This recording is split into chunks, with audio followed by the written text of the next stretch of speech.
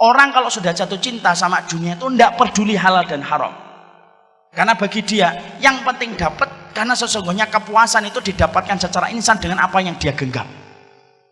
Akhirnya dia tidak sadar mengambil yang haram, sembari dia tidak menyadari apa yang dia korbankan tidak sebanding dengan apa yang dia ambil.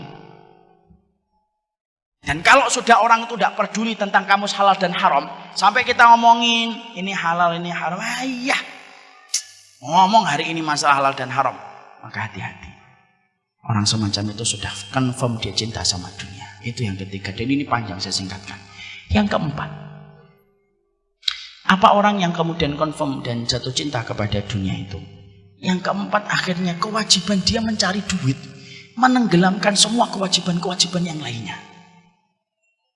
Betul, nafkah dia cari, tapi menenggelamkan kewajiban yang lainnya. Menenggelamkan kewajiban dia untuk ikut taklim, tidak pernah ngaji. Selalu kalau kita ajak ngaji, yuk kita ngaji yuk, ada kajian itu di Masjid Agung Karanganyar. Saya lagi sibuk.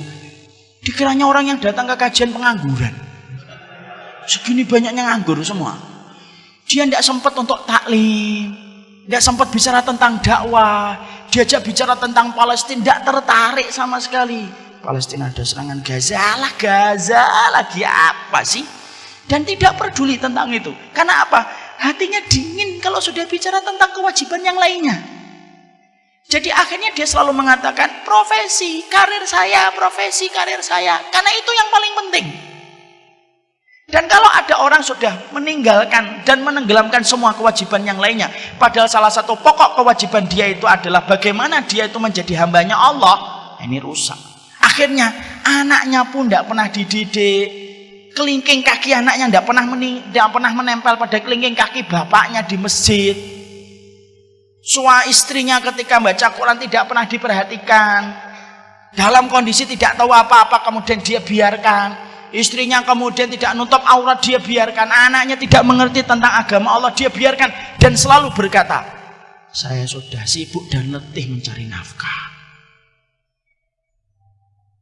Ini saya sampaikan kisah nyata ya ikhwan ya. Ini saya sudah sampaikan beberapa kali. Saya tambah beberapa menit Ustadz ya. Insya Allah kalau saya tambah, insya Allah jamaah jadi paham. Dan kalau paham biasanya tidak ada pertanyaan Ustadz. Saya beberapa bulan, 1-2 bulan yang lalu, saya ini sholat Jumat di komplek perumahan saya. Ada anak muda di samping saya. Itu ketika sholat Jumat itu megang handphone, main handphone dia. Kanan, kiri, gitu. Sampai miring-miring karena main game. Saya liatin gitu, malah ngeliatin saya. Gimana sih ini? Tidak melihat apa ini jenggot. Saya ngeliatin malah ngeliatin saya gitu. Saya mau ngingetin kan tidak boleh. Kalau saya ngingetin kan jadinya saya batal. Idza qulta li sahibika ansit wal imamu yakhthub faqad laqata. Kalau kamu ngingetin orang diem ketika khutbah Jumat sedang disampaikan, kamu telah batal. Ditegakkan sholat Jumat, saya nempel sama dia. Sekali lagi kita ngambil ibrah ini bukan karena kita merasa lebih baik. Ini sering saya sampaikan karena saya khawatir kalau kita kena ujub pada diri kita. Maka saya nempel habis sholat Jumat. Nah, terus kemudian saya ajak bicara, Dik, ya Om. Nah, saya dipanggil Om. Tidak apa-apalah. Saya maafkan dia. Tadi kok sholat Jumat kok main game itu gimana? Iya, kenapa?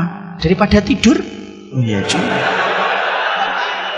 Itu omongan ngenak banget itu. Tapi maaf ya, saat itu saya tidak tidur.